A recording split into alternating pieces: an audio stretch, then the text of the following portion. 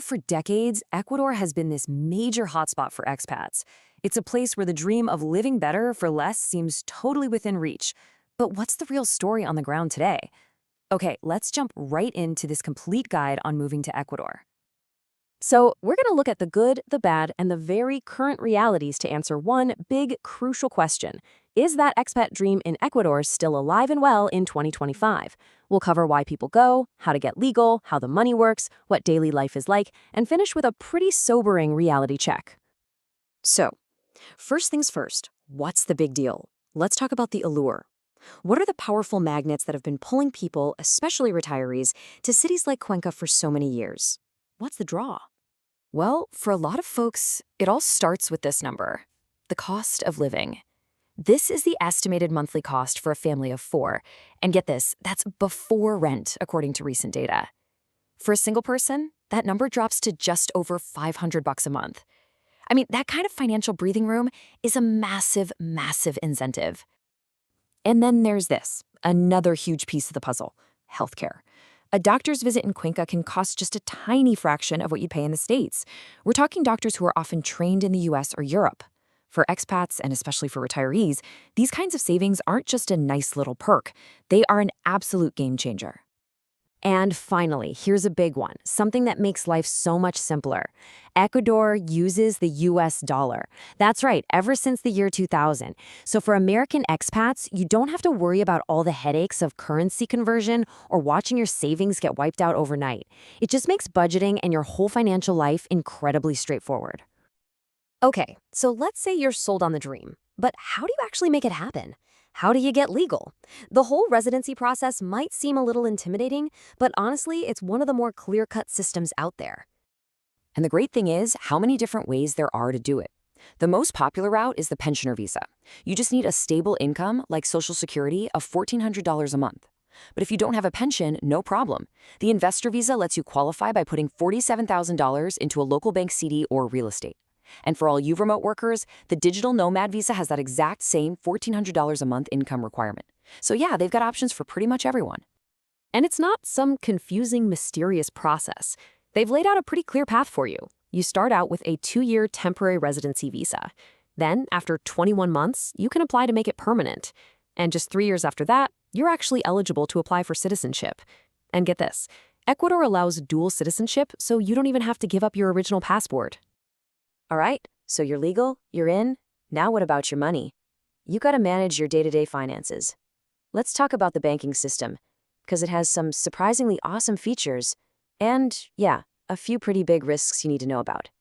First up, the amazing part. They have this system called transferencia, and honestly, it's fantastic. It's basically an instant bank-to-bank transfer that almost every single person and business uses. You can pay a street vendor or your landlord right from your phone, and it's done. It's often way more efficient than apps like Zelle back in the States. Here's another huge plus, especially if you have some savings. The interest rates. While things can always change, it's not crazy to find certificates of deposit, or CDs, paying out 8% or even higher. For retirees who want to make their money work for them, this can be a huge, huge boost to their monthly income. And this is a big but. You've got to weigh that against the risks. First off, bank deposit insurance here is way lower than the US. It caps out at just $32,000. And then there's this one, and you really got to pay attention here. There's a 5% exit tax on any money you transfer out of the country. So if you send $10,000 back home to the US, boom, you're paying a $500 tax. That's a crucial detail you have to factor into your financial planning. Okay, let's zoom in on daily life. We're going to head to Cuenca, which is pretty much the main hub for expats. This is where that picture-perfect dream runs into the nitty-gritty, real-world details of just living. And look, in so many ways, that dream is 100% real. Cuenca is a UNESCO World Heritage Site, for crying out loud. It is stunningly beautiful, the old historic center is super walkable, and there's this really vibrant, friendly community of both locals and expats. It really does have that old-world charm mixed with modern life. But that whole walkability thing, it comes with a warning label. The sidewalks can be, well, treacherous.